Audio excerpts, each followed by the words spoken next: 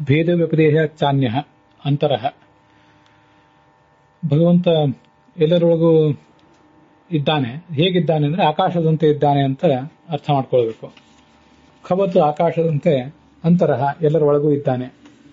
ಅವನು ವ್ಯಾಪ್ತನಾದವನು ಇಷ್ಟು ಸಣ್ಣ ಪ್ರದೇಶದಲ್ಲಿ ಹೇಗಿರ್ತಾನೆ ಅಂತಂದ್ರೆ ಆಕಾಶದಂತೆ, ಆಕಾಶ ಎಲ್ಲ ಕಡೆ ಹೇಗಿದೆಯೋ ಹಾಗೆ ಎಲ್ಲ ಕಡೆ ಭಗವಂತನು ಇರ್ತಾನೆ ಅಂತ ಅದರ ತಾತ್ಪರ್ಯ.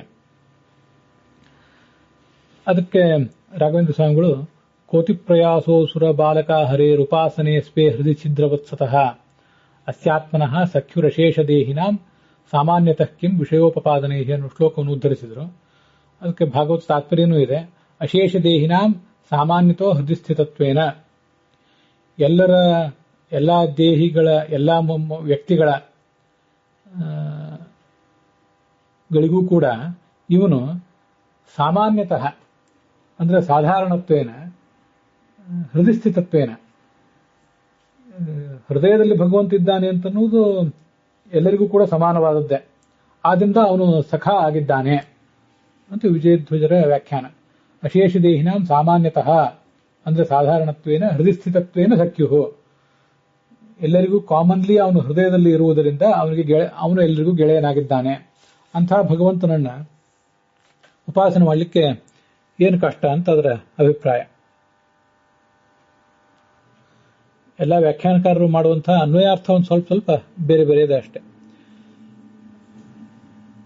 ಅಶೇಷ ದೇಹಿನ ಎಲ್ಲ ದೇಹಿಗಳಿಗೆ ಸಾಮಾನ್ಯತಃ ಅಂದರೆ ಸಾಧಾರಣತ್ವೇನ ಹೃದಯ ಸ್ವೇ ಅವರವರ ಹೃದಯದಲ್ಲಿ ಆಕಾಶದಂತೆ ಇದ್ದಾನೆ.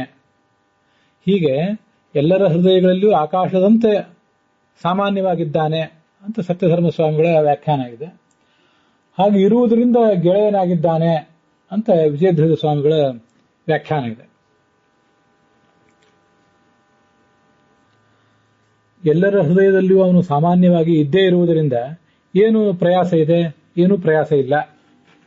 ಸೇವನೆ ಮಾಡಲಿಕ್ಕೆ ಪ್ರತಿಯೊಬ್ಬರಿಗೂ ಕೂಡ ಯಾವುದೋ ಮಂದಿರವನ್ನ ಮತ್ತೆ ವಿಗ್ರಹವನ್ನ ಹುಡ್ಕೊಂಡು ಹೋಗಬೇಕಾಗಿಲ್ಲ. ಪ್ರತಿಯೊಬ್ಬರ ಹೃದಯದಲ್ಲೂ ಅವನು ಇದ್ದೇ ಇರೋದ್ರಿಂದ ಏನೂ ಪ್ರಯಾಸ ಇಲ್ಲ. ನಕಸ್ಯಾಪಿ, ಯಾರಿಗೂ ಏನೂ ಪ್ರಯಾಸ ಇಲ್ಲ ಅಂತ ಮಂದನಂದಿನಿ ಅಂತ ಇನ್ನೊಂದು ವ್ಯಾಖ್ಯಾನ ಇದೆ. ಹೀಗದ್ರದ್ದು ಒಟ್ಟಾರೆ ಅಭಿಪ್ರಾಯ. ಏತಚ್ಚ ಲಿಂಗಪಾದೀಯ ಆದ್ಯನಯೇ ನಿಚಾಯತ್ವಾದೇವಂ ವ್ಯೋಮವಚ್ಚ ಇತಿ ಸೂತ್ರೇ ವ್ಯುತ್ಪಾದ್ಯಂ ಅಪಿ ಇಹ ಶಿಷ್ಯಹಿತಾಯ ಪ್ರಸಂಗಾದುಕ್ತಂ. ಈ ವಿಷಯವನ್ನ ಹೃದಯಾಕಾಶದಲ್ಲಿರ್ತಾನೆ ಅನ್ನುವಂಥ ವಿಷಯ ಏನಿದೆ ಅದನ್ನ ಮುಂದೆ ಒಂದ್ ಕಡೆ ವರ್ಣನೆ ಮಾಡ್ತಾರೆ. ಅದು ಲಿಂಗಪಾದ ಅಂತ ಈ 1ನೇ ಅಧ್ಯಾಯದ 2ನೇ ಪಾದದ 7ನೇ ಸೂತ್ರದಲ್ಲಿ ನಿಚಾಯತ್ವಾದೇವಂ ವ್ಯೋಮವಚ್ಚ ಇತಿ ಸೂತ್ರ ಅಂತಿದೆ. ವಸ್ತುತಃ ಸೂತ್ರದ ಸ್ವರೂಪ ನಿಚಾಯತ್ವಾದೇವಂ ವ್ಯೋಮವಚ್ಚ ಅಂತಷ್ಟೇ ಅಲ್ಲ, ಸೂತ್ರ ವಾಸ್ತವಿಕವಾಗಿ ಬೇರೆನೇ ಇದೆ. ಆ ದೀರ್ಘವಾದ ಸೂತ್ರದ ಒಂದು ಭಾಗ ಮಾತ್ರ ಇದು. ಅರ್ಭಕೌಕಸ್ತ್ವಾತ್ ತದ್ವ್ಯಪದೇಶಾಚ್ಚ ನೀತಿ ಚೇನ್ನ ನಿಚಾಯತ್ವಾದೇವಂ ವ್ಯೋಮವಚ್ಚ ಅಂತ ಪೂರ್ಣವಾದ ಸೂತ್ರ. ಅಲ್ಲಿ ಮುಂದೆ ಪ್ರತಿಪಾದನೆ ಮಾಡ್ತಾರೆ.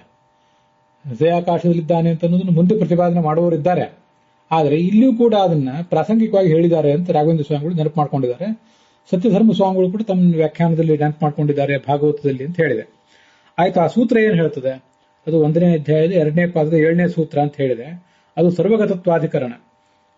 ಪರಮಾತ್ಮ ಎಲ್ಲಾ ಕಡೆ ಇದ್ದಾನೆ ಎಂದು ಪ್ರತಿಪಾದನೆ ಮಾಡಲಿಕ್ಕಾಗಿರುವಂತಹ ಅಧಿಕರಣನೇ ಅದು. ಸರ್ವೇಷು ಭೂತೇಷು ಇತಿ ಅಲ್ಪೌಕಸ್ತ್ವಾತ್ ಚಕ್ಷುರ್ಮಯತ್ವಾದಿನ ಜೀವಪದ ವ್ಯಪದೇಶಾಚ್ಚ ನೇತಿ ಚೇನ್ನ ಅಂತ ಆಚಾರ್ಯರು ಆ ಭಾಷ್ಯವನ್ನು ಪ್ರಾರಂಭ ಮಾಡ್ತಾರೆ. ಅದರ ಮೇಲೆ ಬರುವಂತಹ ಒಂದು ಸಂಶಯ, ಆ ಸಂಶಯಕ್ಕೆ ಪರಿಹಾರ ರೂಪವಾಗಿ ಈ ಸೂತ್ರ ಹೇಗೆ ಹೊರಟಿದೆ ಅಂತ ಅನ್ನೋದನ್ನು ತೋರಿಸ್ತಾರೆ. ಎಲ್ಲಾ ಪ್ರಾಣಿಗಳೊಳಗೆ ಈ ಭಗವಂತನೇ ಕುಳಿತುಕೊಂಡಿದ್ದಾನೆ, ಇವನನ್ನೇ ಬ್ರಹ್ಮ ಅಂತ ಜ್ಞಾನಿಗಳು ಹೇಳ್ತಾರೆ ಎಂಬುದಾಗಿ ಸೂಕ್ಷ್ಮವಾದ ಪ್ರದೇಶದಲ್ಲಿದ್ದಾನೆ ಅಂತ ಭಗವಂತನ ವರ್ಣನೆ ಮಾಡಿದ್ದಾರೆ. ಮತ್ತು ಚಕ್ಷುರ್ಮಯ ಶ್ರೋತ್ರಮಯ ಎಂಬುದಾಗಿ ಆ ಭಗವಂತ ಚಕ್ಷುಸ್ಸಿನಲ್ಲಿದ್ದಾನೆ, ಶ್ರೋತ್ರದಲ್ಲಿದ್ದಾನೆ ಅಂತ ಹೀಗೆಲ್ಲ ವರ್ಣನೆ ಮಾಡಿದ್ದಾರೆ. ಹೀಗೆಲ್ಲ ವರ್ಣನೆ ಮಾಡಿರೋದ್ರಿಂದ ಅವನು ಸೂಕ್ಷ್ಮವಾದಂತಹ ಪ್ರದೇಶದಲ್ಲಿದ್ದಾನೆ ಅಂತ ಆಯ್ತು. ಸೂಕ್ಷ್ಮವಾದ ಪ್ರದೇಶದಲ್ಲಿದ್ದಾನೆ ಅಂತ ಆದ್ಮೇಲೆ ಅವನನ್ನ ಸರ್ವಗತ ಅಂತ ಹೇಗೆ ಹೇಳ್ತೀರಿ ನೀವು ಅಂತ ಒಂದು ಪ್ರಶ್ನೆ ಬರ್ತದೆ. ನಮ್ಮ ಹೃದಯದಲ್ಲಿರಬೇಕಾದ್ರೆ ಮತ್ತೆ ಕಣ್ಣಿನಲ್ಲಿರಬೇಕಾದ್ರೆ ಮತ್ತೆ ಉಳಿದ ಇಂದ್ರಿಯಗಳಲ್ಲಿ ಇರಬೇಕಾದ್ರೆ ಅವನು ಸಣ್ಣವನಾಗಿರ್ಬೇಕು. ಸರ್ವಗತ ಆಗೋದು ಹೇಗೆ ಅಂತ ಪ್ರಶ್ನೆ. ಇತ್ತೀಚೆಯನ್ನ ಈ ನೀವು ಮಾಡೋ ಪ್ರಶ್ನೆ ಸರಿಯಲ್ಲ. ಅವನು ಈ ಸೂಕ್ಷ್ಮ ಹೃದಯಾಕಾಶದಲ್ಲಿದ್ದಾನೆ, ಚಕ್ಷುಸ್ಸಿನಲ್ಲಿದ್ದಾನೆ, ಕಿವಿಯಲ್ಲಿದ್ದಾನೆ ಅಂತ ಭಗವಂತನನ್ನು ಉಪಾಸನೆ ಮಾಡಬೇಕು ಅಂತ ಕೆಲವು ಕಡೆ ಏನು ಹೇಳಿದ್ದಾರೆ. ಹಾಗೆ ಉಪಾಸನೆಯನ್ನು ಹೇಳುವಂತಹ ವಾಕ್ಯಗಳು ಅವನ ಸರ್ವಗತತ್ವಕ್ಕೆ ಬಾಧಕ ಅಲ್ಲ. ಅವನು ವಾಸ್ತವಿಕವಾಗಿ ಸರ್ವಗತನೇ. ಸರ್ವಗತ ಅಂತ ಹೇಳಿದ್ರೆ ಅಲ್ಪ ದೇಶದಲ್ಲೂ ಅವನಿದ್ದಾನೆ ಅಂತ ಅರ್ಥ. ಆದ್ರಿಂದ ಅವನನ್ನ ಎಲ್ಲಾ ಕಡೆನೂ ಕೂಡ ಉಪಾಸನೆ ಮಾಡಬಹುದು ಅಂತ ಅದರ ಅಭಿಪ್ರಾಯ.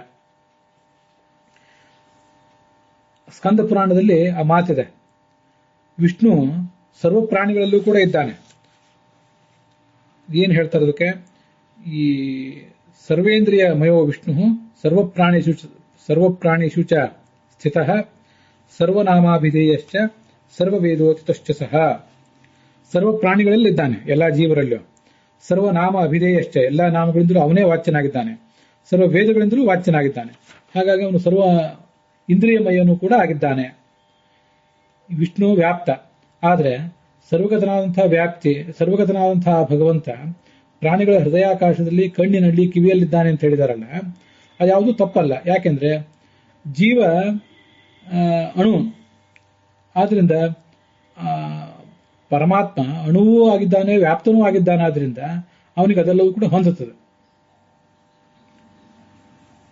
ವ್ಯಾಪ್ತನಾದರೂ ಪರಮಾತ್ಮ ಅಣುರೂಪದಿಂದ ಹೃದಯಾಕಾಶದಲ್ಲಿದ್ದಾನೆ, ಅಲ್ಪ ಪ್ರದೇಶದಲ್ಲಿದ್ದಾನೆ. ಅವನು ಇಂದ್ರಿಯ ಪ್ರೇರಕನಾದ್ದರಿಂದ ಚಕ್ಷುರ್ಮಯ, ಶ್ರೋತ್ರಮಯ ಅನ್ನುವಂಥ ಶಬ್ದವು ಕೂಡ ಅವನಿಗೆ ಹೊಂದುತ್ತದೆ. ಸರ್ವೇ ವಿಷ್ಣು ಸ್ಥಿತ ತಸ್ಮಾತ್ ಸರ್ವಮಯೋ ಹ್ಯಸವು ಅಂತ ಭಾಗವತ ತಾತ್ಪರ್ಯದಲ್ಲಿ ಒಂದು ಕಡೆ ಅವನನ್ನು ಸರ್ವಮಯ ಅಂತ ಯಾಕೆ ಹೇಳಬೇಕು ಅನ್ನೋದ್ರ ಬಗ್ಗೆ ಆಚಾರ್ಯರು ಸಮಾಧಾನ ಕೊಟ್ಟಿದ್ದಾರೆ.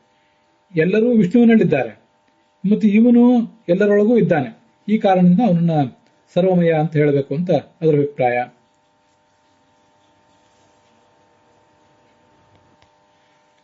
ಅರ್ಭಕೌಕಸ್ತ್ವೇನ ಅಂದ್ರೆ ಅರ್ಭಕ ಅಂದ್ರೆ ಸಣ್ಣದು, ಅಲ್ಪ ಅಂತ ಅರ್ಥ. ಅಲ್ಪವಾದ ಪ್ರದೇಶದಲ್ಲಿದ್ದಾನೆ. ಹಾಗೆ ಚಕ್ಷುರ್ಮಯ ಶ್ರೋತ್ರಮಯನಾಗಿದ್ದಾನೆ ಅಂತ ಅದೇ ವಿಷ್ಣುವನ್ನೇ, ವ್ಯಾಪ್ತನಾದ ವಿಷ್ಣುವನ್ನೇ ನಿಚಾಯ್ಯತ್ವಾತ್, ವಿಷ್ಣುವಿಗೆ ಉಪಾಸ್ಯತ್ವ ಇರುವುದು. ಅಲ್ಪಗತತ್ವೇಪಿ ಸರ್ವಗತತ್ವೇಪಿ, ಆ ಭಗವಂತ ಸರ್ವಗತನಾಗಿದ್ದರೂ ಕೂಡ ಅಲ್ಪೌಕಸ್ತ್ವಂ, ಅಲ್ಪವಾದ ಪ್ರದೇಶದಲ್ಲೂ ಅವನು ನೆಲೆ ಮಾಡಿಕೊಂಡಿರುವುದು ಅನ್ನೋದು ಯುಜ್ಯತೆ ಹೊಂದುತ್ತದೆ. ಹೇಗೆಂದ್ರೆ ವ್ಯೋಮವತ್ತು, ಆಕಾಶದಂತೆ. ಆಕಾಶ ವ್ಯಾಪ್ತವಾಗಿದೆ ಅಂದ ಮಾತ್ರಕ್ಕೆ ಯಾವುದೋ ಒಂದು ನಿರ್ದಿಷ್ಟವಾದ ಪ್ರದೇಶವನ್ನು ತೋರಿಸಿ ಇಲ್ಲಿದೆಯಾ ಅದು ಈ ಸಣ್ಣ ಪ್ರದೇಶದಲ್ಲಿ ಅಂತ ಪ್ರಶ್ನೆ ಕೇಳಿ, ಇಲ್ಲಿಲ್ಲ ಅಂತ ಯಾರು ಹೇಳೋದಿಲ್ಲ. ಇಲ್ಲಿ ಒಂದು ಕಡೆ ಇಲ್ಲದೆ ಇದ್ದದ್ದು ಮತ್ತೆ ಎಲ್ಲಾ ಕಡೆನೂ ಕೂಡ ಇರುವುದು ಸಾಧ್ಯ ಇಲ್ಲ. ಆದ್ರಿಂದ ಎಲ್ಲ ಕಡೆ ಇರುವುದು ಸಣ್ಣ ಪ್ರದೇಶದಲ್ಲಿ ಕೂಡ ಇರ್ತದೆ. ಸಣ್ಣ ಪ್ರದೇಶದಲ್ಲಿ ಇದ್ದಂಥ ಎಲ್ಲವೂ ಕೂಡ ಎಲ್ಲಾ ಪ್ರದೇಶದಲ್ಲಿ ಇಲ್ಲದೆ ಇರಬಹುದು. ನಾವೆಲ್ಲ ಸಣ್ಣ ಸಣ್ಣ ಅಲ್ಪ ಪ್ರದೇಶದಲ್ಲಿ ಇದ್ದೇವೆ. ಇಲ್ಲಿದ್ದವರೆಲ್ಲ ನಾವು ಎಲ್ಲಾ ಕಡೆ ಇಲ್ಲದೆ ಇರಬಹುದು. ಆದರೆ ಎಲ್ಲಾ ಕಡೆ ಇರುವವನು ಖಂಡಿತವಾಗಿ ಸಣ್ಣ ಪ್ರದೇಶದಲ್ಲಿ ಇದ್ದೇ ಇದ್ದಾನೆ ಅಂತ ಅದರ ಅಭಿಪ್ರಾಯ. ಹೀಗೆ ಮುಂದೆ ಅದನ್ನ ಆ ಸರ್ವಗತತ್ವಾಧಿಕರಣದಲ್ಲಿ ಸಮರ್ಥನೆ ಮಾಡುವವರಿದ್ದಾರೆ. ಭಗವಂತ ಸರ್ವಗತ ಅಂತ ಅನ್ನೋ ವಿಷಯವನ್ನ, ಮತ್ತೆ ಹೃದಯಾಕಾಶದಲ್ಲೂ ಇದ್ದಾನೆ ಅನ್ನೋ ವಿಷಯವನ್ನ ಅಲ್ಲಿ ಮುಂದೆ ಅದನ್ನು ಹೇಳುವವರಿದ್ರೂ ಕೂಡ ಸೂತ್ರೇ ವ್ಯುತ್ಪಾದ್ಯಂ ಅಪಿ, ಆ ಸೂತ್ರದಲ್ಲಿ ಇದು ಪ್ರತಿಪಾದಿಸಲ್ಪಟ್ಟಿದೆ. ಅಪಿ ಹಾಗಿದ್ರೂ ಕೂಡ ಈ ಪ್ರಸಂಗದಲ್ಲೂ ಅದನ್ನು ನೆನಪು ಮಾಡ್ಕೋತಿದ್ದಾರೆ. ಯಾಕೆಂದ್ರೆ ಶಿಷ್ಯ ಹಿತಾಯ, ಭಗವಂತ ಅಂತರಂಗದಲ್ಲಿ ಅಂತರಹ ಒಳಗಿದ್ದಾನೆ. ಹೇಗೆಂದ್ರೆ ಕವತ, ಅಲ್ಲಿ ಶಿಷ್ಯರಿಗೆ ತಮಗೆ ಸಮಾಧಾನ ಆಗ್ತದೆ. ಇದನ್ನೇ ವಿವೃತಂ ಚ ಏತತ್ ವೈಶೇಷಿಕ ಅನುಭಾಷ್ಯೆ ಮಹತೋ ಅಲ್ಪಮತ್ವಮಪಿ ವ್ಯೋಮೋತ್ ಪ್ರಾಹ ಭೇದವಿತ್ ಯದ್ಯಲ್ಪದೇಶ ಸಂಸ್ಥಾನಂ ನ ಸರ್ವತ್ರಾಪಿ ನೋಭವೇತ್. ಅನುವ್ಯಾಖ್ಯಾನದಲ್ಲಿ ವೈಶೇಷಿಕಾಧಿಕರಣದಲ್ಲಿ ಅದನ್ನು ಸಮರ್ಥನೆ ಮಾಡಿದ್ದಾರೆ. ಏನು ಸಮರ್ಥನೆ ಮಾಡಿದ್ದಾರೆ ಅಂದ್ರೆ, ಮಹತಃ ಎಲ್ಲಾ ಪ್ರದೇಶದಲ್ಲಿರುವಂತವನು ಅಲ್ಪನೂ ಕೂಡ ಆಗಿದ್ದಾನೆ. ಹೇಗೆಂದ್ರೆ ವ್ಯೋಮವತ್ ಆಕಾಶದಂತೆ. ಇತಿ ಪ್ರಾಹ ವೇದವಿತ್, ವೇದಜ್ಞರಾದಂತಹ ವೇದವ್ಯಾಸರು ಹೀಗೆ ಪ್ರತಿಪಾದನೆ ಮಾಡ್ತಾರೆ. ಯದಿ ಅಲ್ಪದೇಶ ಸಂಸ್ಥಾನಂ ನ, ಸ್ವಲ್ಪ ಪ್ರದೇಶದಲ್ಲಿ ಅವನು ಇಲ್ಲದೆ ಹೋಗಿದ್ರೆ ಸರ್ವತ್ರಾಪಿ ನೋ ಭವೇತ್, ಅವನೆಲ್ಲಾ ಕಡೆ ಇರ್ಲಿಕ್ಕೆ ಹೇಗೆ ಸಾಧ್ಯ? ಆದ್ರಿಂದ ಸರ್ವತ್ರ ಇದ್ದಾನೆ ಅಂದ್ರೆ ಅಲ್ಪ ಪ್ರದೇಶದಲ್ಲೂ ಇದ್ದಾನೆ ಅಂತಾನೆ ಅರ್ಥ. ಸ್ಥಿತಸ್ಯ ಅಲ್ಪದೇಶೇಶು ಸರ್ವಗತ್ವಂ ಭವೇದ್ ಧ್ರುವಂ ಇತ್ಯಾದಿನ. ಅಲ್ಪದೇಶದಲ್ಲಿ ಇದ್ದವನಿಗೆ ಈ ಒಂದು ಅಲ್ಪ ಪ್ರದೇಶ, ಆ ಒಂದು ಅಲ್ಪ ಪ್ರದೇಶ, ಮತ್ತೊಂದು, ಹೀಗೆ ಎಲ್ಲಾ ಅಲ್ಪ ಪ್ರದೇಶಗಳಲ್ಲೂ ಇದ್ದರೇನೆ ಅವನು ಸರ್ವಗತ ಆಗಲಿಕ್ಕೆ ಸಾಧ್ಯ.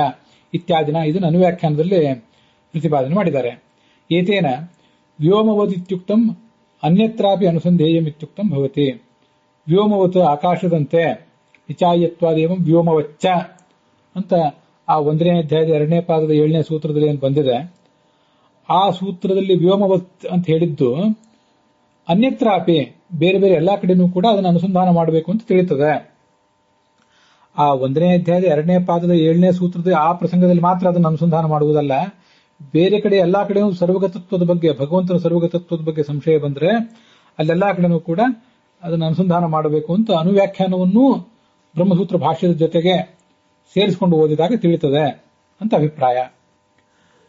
ಸತ್ಯಧರ್ಮ ಸ್ವಾಮಿಗಳ ವ್ಯಾಖ್ಯಾನದಲ್ಲಿಯೂ ಕೂಡ ಆ ಸೂತ್ರ ನೆನಪು ಮಾಡಿಕೊಂಡಿದ್ದಾರೆ ಅಂತ ನಾನು ಹೇಳಿದೆ. ಅರ್ಭಕೌಕಸ್ತ್ವ ತದ್ವ್ಯುಪದೇಶಾಚ್ಯ ನೀತಿಚೇನ್ನ ನಿಚಾಯತ್ವಾದೇವಂ ವ್ಯೋಮವಚ್ಚ ಇತ್ಯಾದೇಹೇ ಅಂತ ಅಲ್ಲಿ ಸತ್ಯಧರ್ಮ ಸ್ವಾಮಿಗಳು ಅದನ್ನ ನೆನಪು ಮಾಡಿಕೊಂಡಿದ್ದಾರೆ. ಅದಕ್ಕೆ ಅವರು ವಿವರವನ್ನೇನು ಕೊಟ್ಟಿಲ್ಲ.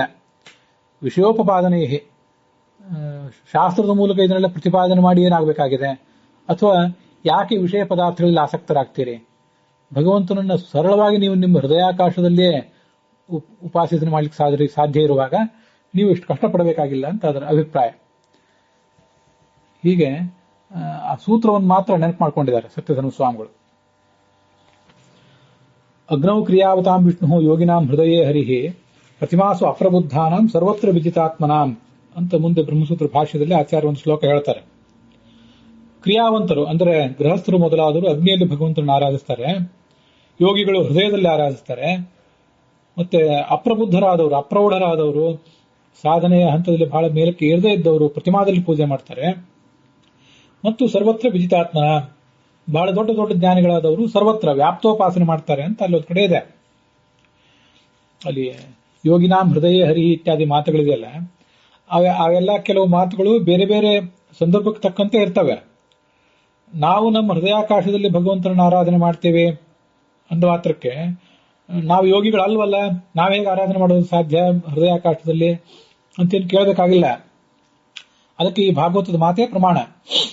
ಯೋಗಿಗಳಾದವರು ತಮ್ಮ ಹೃದಯಾಕಾಶದಲ್ಲಿ ಭಗವಂತನನ್ನ ಎಷ್ಟು ಚೆನ್ನಾಗಿ ಆರಾಧನೆ ಮಾಡ್ತಾರೆ, ಅಷ್ಟು ಚೆನ್ನಾಗಿ ಆರಾಧನೆ ಮಾಡ್ಲಿಕ್ಕೆ ನಮಗೆ ಬರದೇ ಇರಬಹುದು. ತೀರಾ ಸರಳವಾಗಿ ಆದ್ರೂ ನಮ್ಮ ಹೃದಯಾಕಾಶದಲ್ಲಿ ಭಗವಂತ ಇದ್ದಾನೆ ಅನ್ನುವ ಒಂದು ಕಾಮನ್ ಉಪಾಸನೆ, ಯೂನಿಫಾರ್ಮಲ್ ಉಪಾಸನೆ ಇದು. ಇದನ್ನು ಸರಳವಾಗಿ ಎಲ್ಲರೂ ಕೂಡ ಮಾಡಬಹುದು. ಪ್ರತಿಮಾ ಪೂಜೆಯನ್ನೇ ದೊಡ್ಡವರು ತುಂಬಾ ಚೆನ್ನಾಗಿ ಮಾಡ್ತಾರೆ, ಸಣ್ಣವರು ಕಡಿಮೆ ರೀತಿಯಲ್ಲಿ ಮಾಡ್ತಾರೆ. ಅಗ್ನಿಯಲ್ಲೇ ದೊಡ್ಡ ದೊಡ್ಡವರು ಆರಾಧನೆ ಮಾಡ್ತಾರೆ, ಜ್ಞಾನಿಗಳು ದೇವತೆಗಳು ಕೂಡ ಆರಾಧನೆ ಮಾಡಬಹುದು. ಎಲ್ಲಿ ಆರಾಧನೆ ಮಾಡ್ತಾರೆ ಅಂತ ಮುಖ್ಯ ಅಲ್ಲ, ಹೇಗೆ ಆರಾಧನೆ ಮಾಡ್ತಾರೆ ಅನ್ನೋದ್ರ ಮೇಲೆ ಅವರು ದೊಡ್ಡವರು ಸಣ್ಣವರು ತೀರ್ಮಾನ ಆಗ್ತದೆ.